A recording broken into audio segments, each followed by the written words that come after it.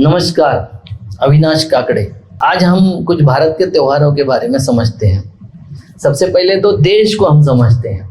हमारा देश अनेक धर्म, वंश, पंथ और भाषा और जातियों के भरोसे बना है। उसके साथ में अनेक वंश जो थे, वो वंश कौन से थे? अलग अलग वंश थे, सैकड़ों वंश थे। उसमें देव, दानव, यक्ष, गंधर्व, किन्नर, नाग जैसे अनेक वंश हमारे देश में रहे। और हमारे त्योहारों का संबंध जो रहा है वो वंशों से रहा है, अनेक सारे जातियों से रहा, धर्मों से रहा है।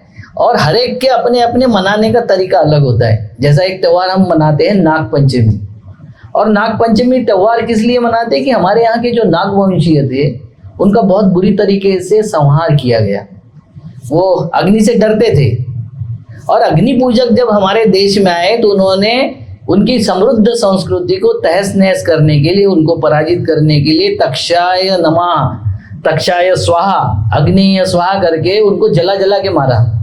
मगर कृषि संस्कृति जो हमारे देश की कृषि कुल वंशजों की संस्कृति जो है, किसानों की, उनका बहुत अच्छा संबंध रहा है ये नागवंशियों से। आज क्या हो गया है कि जैसे वनवासी और आदिवासी, जो आदिवासी थे, यहाँ के आदिम निवासी थे, उनको वनवासी कहने की फैशन हो गई, और फैशन नहीं हुई। उनका मूल निवास यहाँ का जो था, आदिवास जो यहाँ का था, उसके ऊपर कब्जा करने का जो मामला है तो नाम बदल देने का है। और नाम बदलने से शुरुआत करने के बाद फिर उनका मूल स्वरूप नष्ट हो जाता है। उसी तरीके से ये जो नागवंशीय स्वरूप नष्ट करके हमने सांप की पूजा, मतलब नागवंश की पूजा, ऐसा बोल दिया। हमारे जो किसान वंश के जो संबंध है नागवंशियों के साथ, तो हम आज भी उसका पालन करते हैं। दीवारों पे हम 5 नाग बनाते हैं, 5 नागों की हम पूजा करते हैं। 5 क्यों बनाते हैं? उसका कारण हमको देखना पड़ेगा। और उस दिन हम क्या करते हैं? कोई जमीन को खोदते नहीं, बाल को कंघी करती नहीं हमारी महिलाएं, आग में कुछ भूनते नहीं, कुछ बात सेकते नहीं। ये सब क्यों होता है? जो हमारे नित्य कर्म की बात है वो नहीं करते। हम सेकने की बजाय तलना पसंद करते हैं, काटने की बजाय हम उसको तोड़ना, क्रश करके उसकी सब्जी बनाना पसंद करते हैं। वो इसलिए करते हैं कि नागवंश इस तरीके से जीते थे, उनका जो जीवन यापन होता था उसी तरीके से होता। तो कि इनके सम्मान में आज भी आपको जगह जगह कई आदिम कबीले जो है, उनकी महिलाएं ऐसे बड़े बड़े बालों का जो बिना कंघी किए घूमते हुई दिखाई देगी, वो उसी तरीके से खाना पीना उनका दिखाई देगा। तो ये हम करते हैं। अब हम देखते हैं कि हम किसकी पूजा करते हैं। नागवंश में जो नाग लोग हैं उन किसकी पूजा करते हैं? तो हम 5 राजाओं की पूजा करते हैं। कौन 5 राजा? तो पहला एक नाग है, शेष नाग में सबसे श्रेष्ठ जो है वह है अनंतनाग। अब अनंतनाग जम्मू कश्मीर में स्थित है। उसके आपको सारे वास्तुशास्त्रीय जो सबूत है वो आपको मिल जाएंगे। दूसरा है वासुकी, जो कैलाश मानसरोवर के आसपास में इनका राज्य था। तीसरा है तक्षक, जिसका तक्षशिला पाकिस्तान में साम्राज्य था। चौथा है कारकोटक, जो काराकोरम में, अभी जो काराकोरम की पहाड़ी है उस पहाड़ियों पर राज था। और ऐरावत, 5वां जो राजा है, वो रावी के किनारे इनका राज्य था। अब ये जो राज्य कर रहे थे, इन सब राजाओं का एक दूसरे से ट्रीटी थी।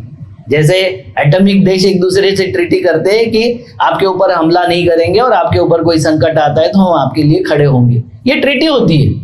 तो वो ट्रीटी थी उनके बीच में। जैसा आपने देखा होगा कि बलि और रावण के बीच में ट्रीटी थी। बलि जो सुग्रीव का भाई था, वाली, उसके और रावण के बीच में जो ट्रीटी थी, उसी तरीके से ट्रीटी इन 5 राजाओं के बीच में थी। और इनको डराने का जो था, तेज शस्त्र और अग्नि के माध्यम से डराने का हमने काम किया। हमने कई गणराज्य समाप्त किए। हमने अपने देखा होगा कि कलिंगा का गणराज्य था, हमारे यहाँ वैशाली का गणराज्य था। ये गणराज्यों का देश था, जिस गणराज्य में सबकी आवाज यहाँ सुनाई देती थी, और सुनाई देना ये यहाँ की संस्कृति थी, यहाँ की जो सहजीवन की पद्धति थी और समान न्याय की पद्धति थी। वो समान न्याय को पद्धति को नकारने वाले जो लोग थे, उन लोगों ने, जिन्होंने यहाँ वर्ण व्यवस्था, जाति व्यवस्था स्थापित की, जो यज्ञ संस्कृति को मानते थे और यज्ञ संस्कृति के द्वारा जमीन हड़पने का जिनका षड्यंत्र पूरा चलता था, और इनकी वेद संस्कृति, वेद जिनको बोलते हैं कि वो वेद संस्कृति थी। अब ये वेद संस्कृति कभी बोला जाता है कि जैन अवेस्ता की कॉपी है, कभी ये बोला जाता है कि किसान को पढ़ने को क्यों नहीं दिया, बाकी सब लोगों को पढ़ने नहीं दिया। उसके कारण है कि उस संस्कृति के द्वारा उनकी पहचान थी, एक विशिष्ट पहचान थी। और इन राजाओं के नाम से हम आज भी अपने दीवारों पर घी के नाग बनाते हैं, उसकी विधिवत पूजा करते हैं और उन 5 राजाओं का हम सम्मान करते हैं, उनके वंश का सम्मान करते हैं। ये आज हमारे उनके साथ में रिश्ते बताते हैं कि कैसे रिश्ते थे। इतने हजारों साल बाद भी हम उनकी उसी तरीके से सम्मानजनक पूजा करते हैं। मित्रों, जब तक हम हमारे सन त्योहार जो होंगे, उत्सव होंगे, उनकी बातें जब तक नहीं समझेंगे तो हमारा मूल नहीं समझ में आएगा। और जब मूल समझ में नहीं आएगा तो हमको भटकाना बहुत आसान है। हम जिस तरीके से भटक रहे हैं हमको समझ ही नहीं रहा क्या हो रहा है। हर त्योहार में विवाद है, हर त्योहार में कोई कुछ बताता है, कोई कुछ बताता है। तो जो मूल है उसके हमारे आचरण से हमें समझ में आएगा। आज हम नागपंचमी को समझे हैं, देखते हैं आपको कितना समझ में आता है या मैं कितना समझा सका हूं। मगर ये जरूर है कि ये किसी सर्प की पूजा नहीं है, किसी सर्प योनि के लिए पूजा नहीं है, ये नागवंशियों की पूजा है और हमारे सम्मान है उनके प्रति। नमस्कार।